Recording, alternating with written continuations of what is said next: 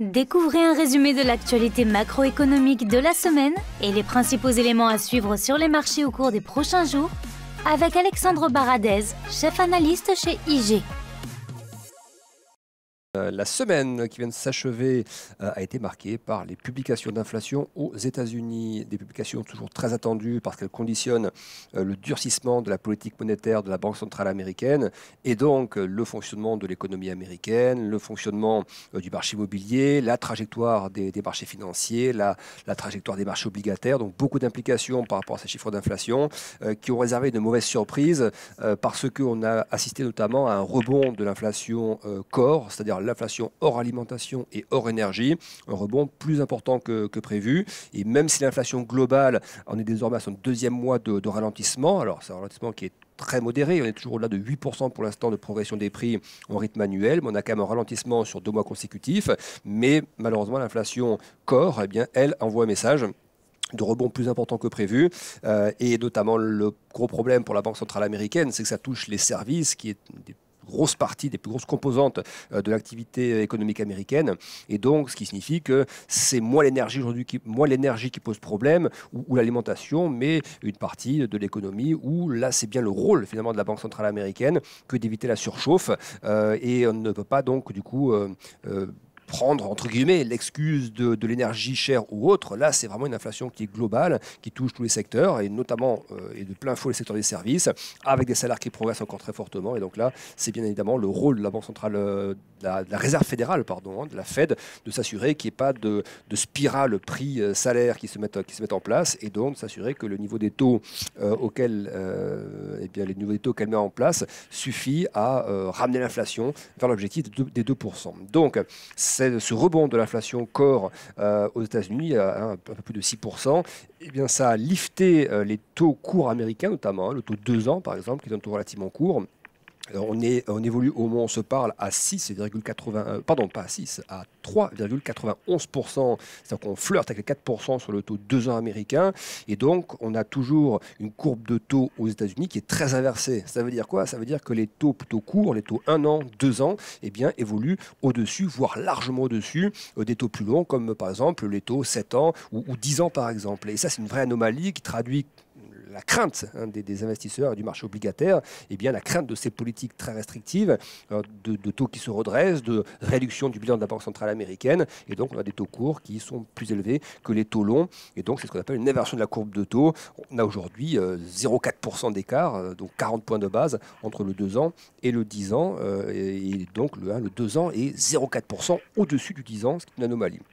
Donc les taux qui se redressent, ça veut aussi dire que eh bien, la catégorie obligataire, quand on parle de taux, on parle d'obligation, eh bien que la catégorie obligataire retrouve ses lettres de noblesse en termes de diversification. Souvenez-vous qu'à une époque, on parlait de l'effet TINA, there is no alternative, TINA, qui signifiait que comme les taux américains et en Europe aussi étaient extrêmement bas, voire des taux négatifs, des taux réels négatifs, eh bien, il y avait d'autres choix pour essayer de gagner de l'argent que de placer ses fonds en tant qu'investisseur sur les actions. Et tout le monde allait sur les actions parce que les obligations ne rapportaient rien. Mais aujourd'hui, ça a complètement changé. Le taux 2 ans américain, le taux court 2 ans, il était à 0,2% en septembre l'année dernière. Cette année, il est à près de 4%. Et en taux réel, on a des taux réels qui repassent positifs, ce qui veut dire qu'un investisseur aujourd'hui gagne de l'argent et de manière sécurisée s'il achète des obligations et donc des bons du trésor américains. Donc évidemment, ça rebat les cartes pour le marché action, ce qui fait qu'il est toujours très nerveux. Enfin, très nerveux. Il n'y a pas d'excès de nervosité, il n'y a pas d'excès de volatilité, mais une nervosité qui reste en place. On a ce qu'on appelle le VIX, qui est l'indice de volatilité, du S&P 500. Eh bien, on a un VIX qui est remonté aux alentours de 27.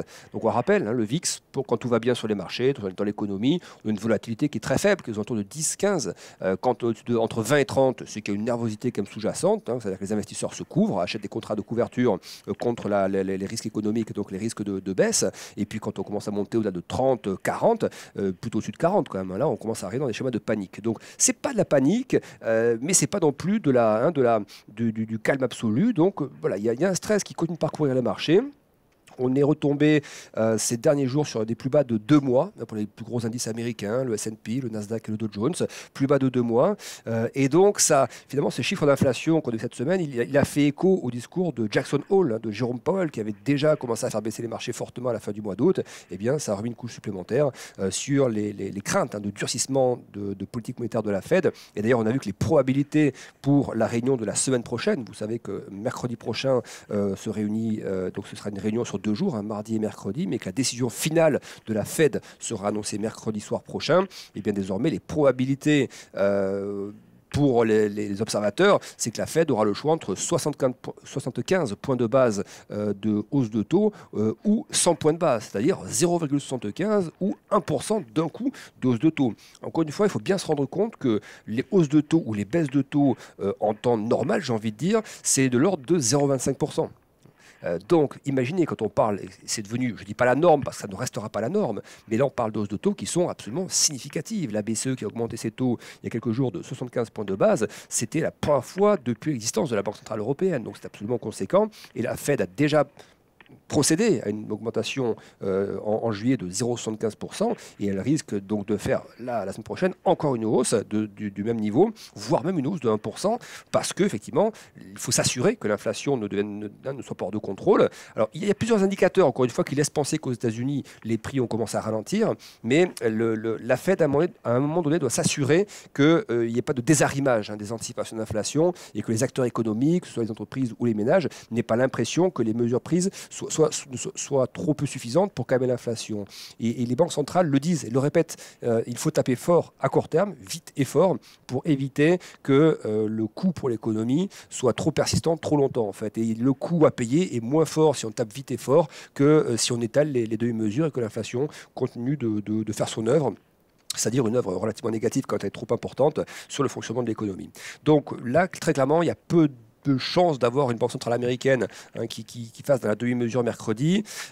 Après, il faut quand même bien se rendre compte aussi que les marchés ont déjà une fonction d'anticipation qui est bien en place. C'est-à-dire que si vous regardez le taux de 2 ans américain, par exemple, ce fameux taux de 2 ans dont on parle beaucoup parce qu'il joue un rôle sur les questions de perception des investisseurs, donc des anticipations, mais aussi il joue ce rôle de facteurs de stress pour le marché action. Plus les taux courts montent, plus le taux de 2 ans monte, plus ça diminue l'attractivité des actions qui restent des actifs risqués. Donc on préfère choisir des actifs sûrs, des bons du trésor avec des gros rendements. Et bon, on est certain du rendement.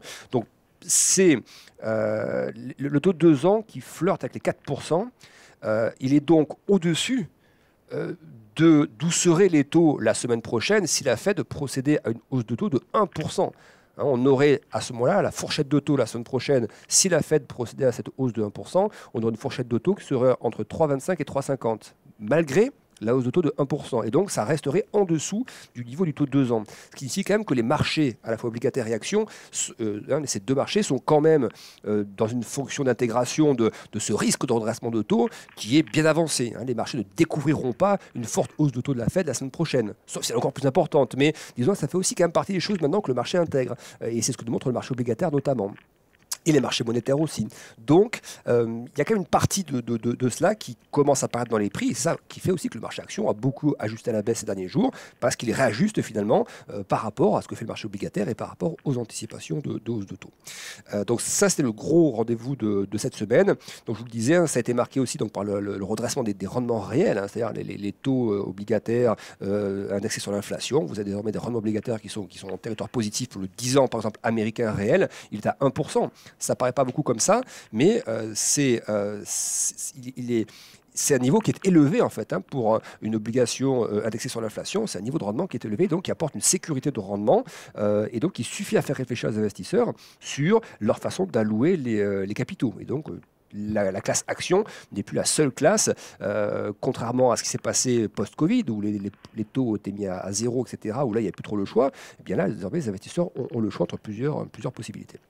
Ça, c'est le gros rendez-vous qui a eu lieu cette semaine. Après, il y a eu également des chiffres macro mitigés. Alors, il y a des éléments qui sont quand même positifs, mais qui restent du bruit faible pour l'instant. C'est-à-dire des choses qui vont dans le sens de prix qui commencent à ralentir leur hausse aux États-Unis. Je pense notamment à la composante de prix de l'indice manufacturier de la Fed de Philadelphie qu'on a eu en publication jeudi et qui a montré une nouvelle fois un gros ralentissement.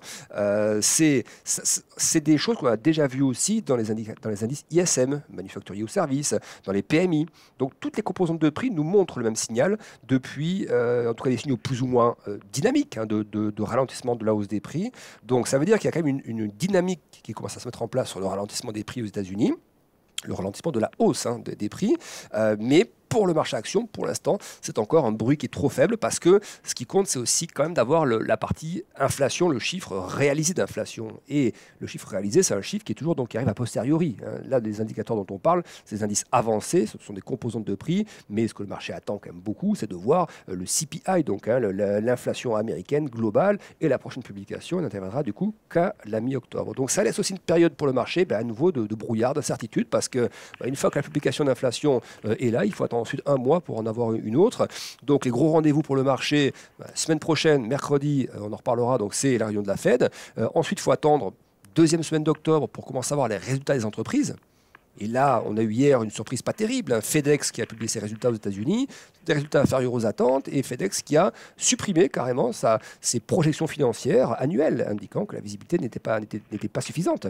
Donc, le marché navigue dans ce brouillard-là, et pour ce brouillard puisse éventuellement s'éclaircir un petit peu, il faudra attendre du coup la publication de l'ensemble des résultats d'entreprise, et là ce sera plutôt donc à partir de la deuxième semaine d'octobre. Donc vous voyez, ça fait encore un corridor dans lequel la visibilité restera faible, et puis ensuite on aura les prochains chiffres d'inflation mi-octobre qui eux traduiront très probablement un ralentissement supplémentaire des prix, mais vous voyez que ça fait quand même une période de temps où les marchés donc peuvent, ou ont des raisons en tout cas de rester nerveux, parce que malheureusement ce sont ça les gros révélateurs pour les tendances, et que les derniers révélateurs qu'on a eu cette semaine n'allaient pas dans le bon sens. Donc ça veut dire que les marchés n'ont pas vraiment de raison à ce stade de réellement repartir de l'avant.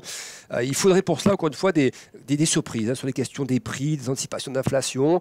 On aura vendredi après-midi, donc là, au moment où j'enregistre ce podcast, les chiffres ne sont pas encore arrivés, ils vont arriver à 16h, donc vendredi, au moment où j'enregistre ce podcast.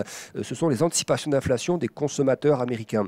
Ça, ce sera quand même à surveiller, parce que si les consommateurs américains pensent que l'inflation va ralentir, pour la Fed, c'est un bon signal. Ça signifie que le consommateur est convaincu que l'action de la Fed va réussir à déboucher sur un ralentissement des prix. Donc, c'est aussi ce que recherche la Fed, que les anticipations d'inflation chez les consommateurs et chez les entreprises restent bien ce qu'on appelle ancrées, pour reprendre les termes de la Fed, restent bien arrimées et ne se désarriment pas. Ça ne connaît pas des anticipations d'inflation qui deviennent complètement extravagantes parce que les consommateurs n'auraient plus confiance dans l'action de la Banque centrale américaine. Donc ça, c'est quand même des repères que la Fed va surveiller, et au moment où je vous parle, je n'ai donc pas encore ces chiffres en ma possession. Ce qui nous a également intéressé cette semaine, ça a été donc la révision à la baisse des anticipations de croissance de la part de la Fed d'Atlanta, qui avait été plutôt précise au premier semestre sur ces anticipations de croissance, qui avait bien vu arriver du coup la récession technique aux États-Unis. Donc là, la Fed d'Atlanta, après tous les chiffres macro qui sont côté publiés jeudi aux États-Unis, elle a révisé assez fortement à la baisse sa prévision de croissance pour le troisième trimestre aux États-Unis à 0,5% contre une estimation précédente à 1,3%. C'est révisé très régulièrement ces chiffres parce que c'est quasiment révisé à chaque publication d'importance aux États-Unis. Donc ça peut être révisé à quelques jours d'intervalle, mais là pour le coup c'est vraiment une révision assez forte quand même, un gros gap à la baisse en termes de révision, et donc ça c'est pas terrible parce que ça entretient du coup le marché dans ce sentiment qu'il n'y a pas encore de game changer, qu'il n'y a pas encore d'éléments qui commencent à montrer de manière bien visible, bien claire, bien compréhensible et de manière certaine que les prix ont bien commencé à ralentir, et c'est ça qu'il faut au marché, à la fois au marché obligataire et au marché action, pour commencer à retrouver un peu de sérénité. Donc ça, c'est ce qu'on retient de la semaine. Et puis aussi, du côté du Japon, on a beaucoup parlé des États-Unis, on parle un petit peu du Japon, avec des mouvements qui commencent à se mettre en place entre les autorités à la fois politiques, monétaires et financières du Japon, parce qu'on voit que plusieurs déclarations cette semaine montrent que le Japon commence à être de plus en plus inconfortable avec la nervosité sur le yen qui a perdu beaucoup de terrain, qui se trouve sur des plus bas de plusieurs décennies face au dollar. Et donc, on est sur un début de stress qu'on commence à voir apparaître au Japon, donc qui est probablement annonciateur de mesures à venir ou interventions sur le marché des change, ou peut-être des déclarations par rapport à la politique monétaire qui viseront à stabiliser un petit peu le yen. Et donc ça voudrait dire aussi peut-être des déclarations visant à être moins accommodantes. On sait que la Banque du Japon reste toujours très accommodante dans sa politique monétaire. C'est une des rares banques des économies développées qui reste aussi accommodante. Donc ça augure peut-être aussi d'un changement, pas aussi massif que la Fed ou la BCE, mais d'un changement quand même dans la politique monétaire qui pourrait être un petit peu moins accommodante pour justement éviter que le yen ne décroche trop fortement par rapport au dollar. Du côté de la Chine, on a eu des statistiques là en fin de semaine un peu meilleures que les chiffres précédents, donc ils peuvent, espérons-le, en tout cas laisser penser à un début de stabilisation de l'économie. Mais sur la Chine, ce qui manque, c'est que les marchés aussi commencent à embrayer un petit peu, parce que les marchés actions sont orientés à la baisse, les marchés obligataires aussi, on n'a pas de signaux clairs de ce côté-là. Donc voilà, des statistiques meilleures qu'attendues sur la Chine, sur tout ce qui est vente au détail, production industrielle et investissement, mais les marchés n'ont pas été réactifs à cela, donc c'est ça qui manque. C'est vraiment une réaction première des marchés qui viendrait en parallèle de publications macro, et à ce moment-là, on commence à avoir des signaux de détente un peu plus présents sur la Chine. Autre élément, toujours on revient un petit peu sur la partie américaine, c'est dans les jours qui arrivent que les entreprises américaines ne pourront plus racheter leurs propres actions, vu que les résultats vont arriver d'ici quelques semaines. Il y a une période comme ça qu'on appelle de blackout, où les entreprises américaines qui sont cotées en bourse ne peuvent plus racheter leurs propres actions. Donc ça veut aussi dire potentiellement un peu moins de catalyseur et de soutien donc, pour le marché action. Ce n'est pas forcément un signe que les marchés vont s'effondrer, mais disons qu'on sait que les rachats d'actions sont quand même un phénomène avec des volumes assez forts, sur les grands groupes du S&P notamment. Donc ça veut dire un soutien en moins en tout cas pour le marché action dans les jours à venir. Voilà ce qu'on pourrait dire pour la semaine écoulée. Juste également vous rappeler qu'aux États-Unis, pour bien montrer en quoi les hausses de taux de la Fed impactent l'activité réelle de l'économie, les taux de crédit hypothécaire aux États-Unis ont refranchi pour la première fois la zone des 6%.